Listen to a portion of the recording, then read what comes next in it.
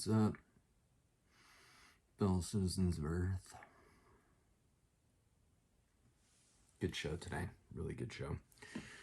I'm gonna try and say less. If you watch some of my other videos, it's just I had to critique myself. I want to give you guys the best, which is what you deserve. I need to evaluate and get better. Okay, that's the conclusion I came to after the last video that I watched. So I'm sorry if I ummed and uhed too much. I'll probably still do it a lot, but we got sports today. Just a quick little segment. Still just have this guy over here. Printer's all still messed up, so you get to look at all this fake brick behind me.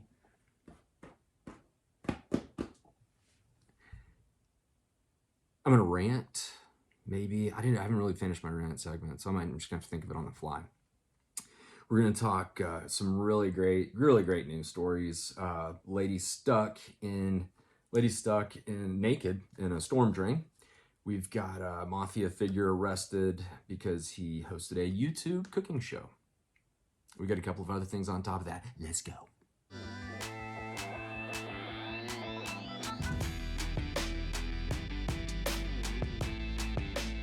Hard-hitting sports action from Carson right here in this bedroom.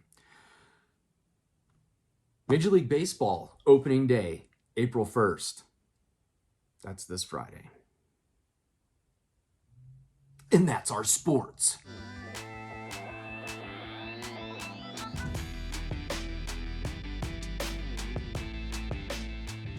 Well, you talk about hard-hitting sports. I mean, that was hard-hitting because baseball season's coming up.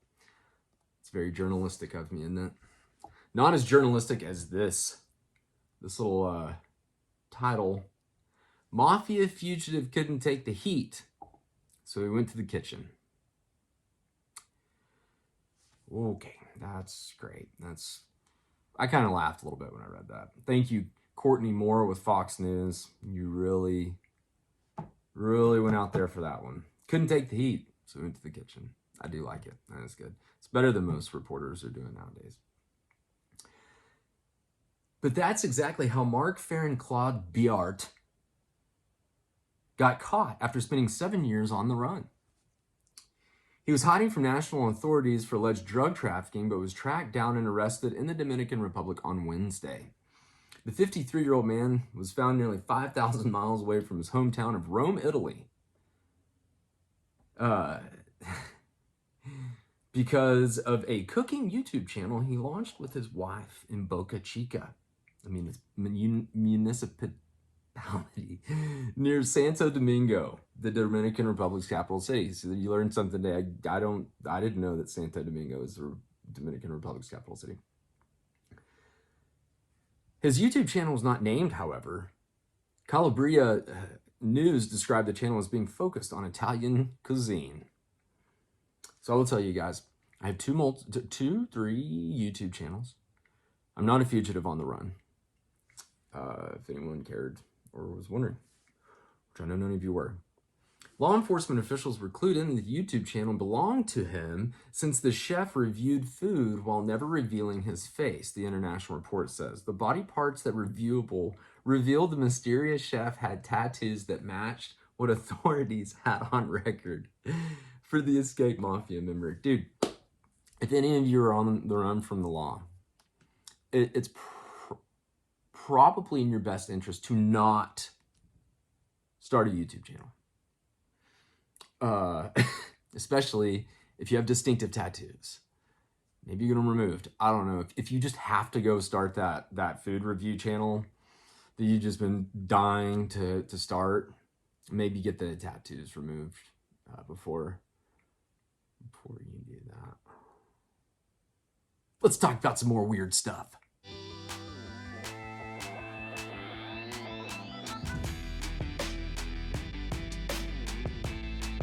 This is fantastic. This is so good.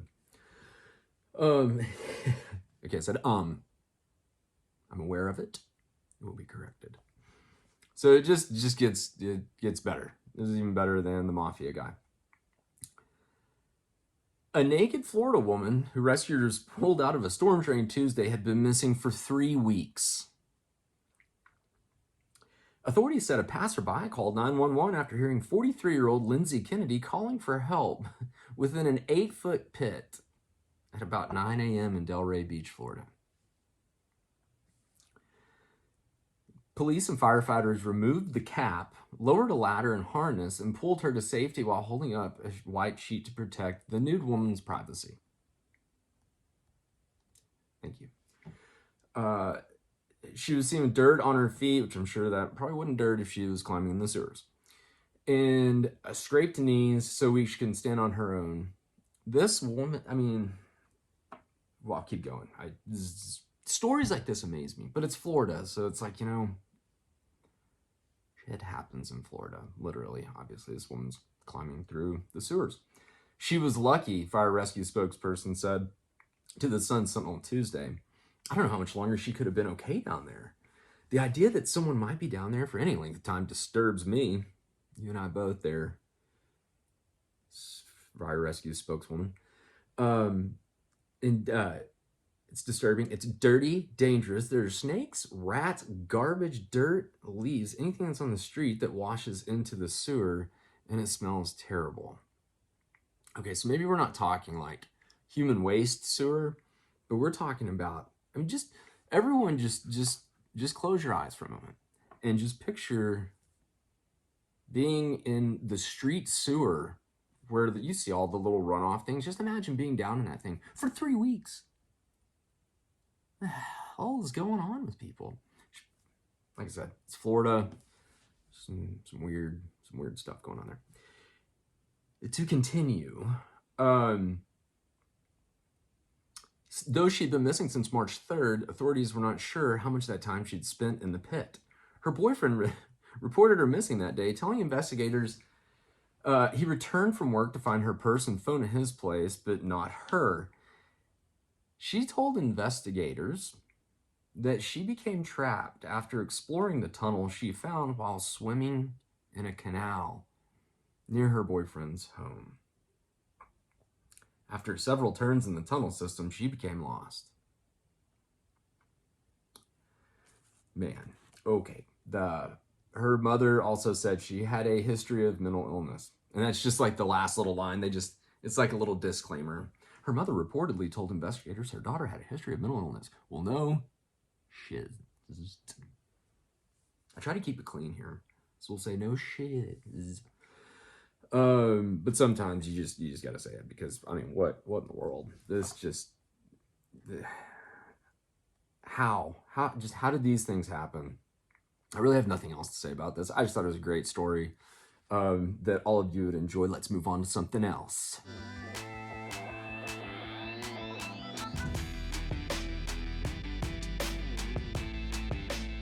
So this would be a little, this is my makeshift rant segment. I just decided it as I found this article online. The title, Michigan DoorDash driver drops pizza on ground, stuffs it back in box. Don't act surprised. You can't be hearing that or reading that and going, oh, a DoorDash driver dropped a pizza on the ground and stuffed it back in a box. Oh my God. I own a restaurant, people. I deal with these drivers all the time. Most of them very clean and professional people. I enjoy, especially DoorDash. DoorDash probably has the best. So I'm not picking on DoorDash because they all, Uber Eats, the whole lot of them, all of them have their bad apples. Just like with anything in life, always going to be a bad apple. But don't act like these people that are just running around delivering food aren't maybe messing with some stuff. Hey, just stuff's going on. They're in a hurry. They're trying to make money, okay? So this guy, these James that wrote this article, they always got to start off with a little funny here. Pizza toppings like pineapple can cause controversy, but most people can probably agree they don't want dirt on their pie. Come on, James. Courtney's was good, okay? Or whatever that girl's name was on the last one, the kitchen and the heat. That was great. But come on, don't be a dork about it, James. Moving on to the story, a Detroit man's dinner was spoiled when the DoorDash driver who was delivering his pizza dropped it out of the box and onto the home's front porch. The whole incident was caught on video by his doorbell camera. They watched from their doorbell camera as the delivery driver arrived. There's a picture of it. You get this is poor guy. I mean, he's just. Anyways, that was he just had to say that. When the guy was walking up to our porch, we saw he was holding the pizza vertically. So from there, I knew for a fact the pizza was outside the box. As soon as I saw the pizza hit the floor, my heart sank a little bit. I was hungry, but I was really hoping he would do the right thing. No, rather than admitting the mistake, the delivery driver shoved the dirty pizza back into the box, placed it down on the porch as if nothing had happened. I'm going to be honest, I think I would have eaten it. I think I would just been like, you know what, whatever, man. It's dirt. You know, I mean, what did we eat? What did we eat back in caveman days? Everything probably had a little bit of dirt on it. Most things probably weren't even cooked right. But King, the guy who ordered it, had to file a complaint with DoorDash. He said the company refunded his money. It's inappropriate and unacceptable. We sincerely regret this incident. Fell short of the experience we strive to provide every day. So here we go. Here's my rant on this. If you guys are ordering DoorDash, why are you ordering DoorDash so much? I love it. It helps me as a restaurant owner. Make sure that whatever restaurant you're ordering DoorDash from not picking on DoorDash. Any of these delivery companies, make sure the sacks are stapled. Make sure there's no way that they could be touching your food. I've heard of nasty incidents. I don't want to go into detail about some people touching food and stuff. But more than that, maybe just don't be totally worthless a lot of times and just have to order DoorDash and stuff. It's like, is drive-through not good enough? I mean, do you really need something that bad that you can't either cook at home or just go sit and enjoy the restaurant? I know a lot of you probably still on lockdown, but I don't know. You should go through the drive-through or something.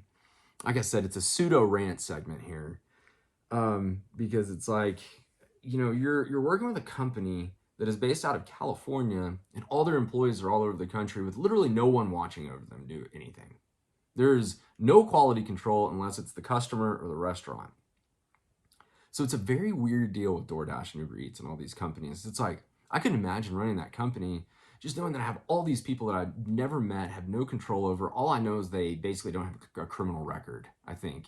And you get a background check, and that's about it to be a driver for one of these things. So if I've offended you and you are a DoorDash or a Uber Eats driver, I'm sorry, but maybe you're one of the good eggs, because there's a lot of good eggs out there. Gotta cover that, okay? But maybe, that's the other thing. It's like, you're spending $50 to get $15 worth of food. What are you folks doing? What are you doing? Anyways, it was a fun little rant segment. It was a good little story. Today was a fun episode. Had a good time. Hope you did too. If you haven't subscribed, I would love for you to subscribe. I have like 120 subscribers. It's amazing. I'm just kidding. Love talking to you guys, even though no one's talking back to me right now. I'm all alone, but it's okay. Adios.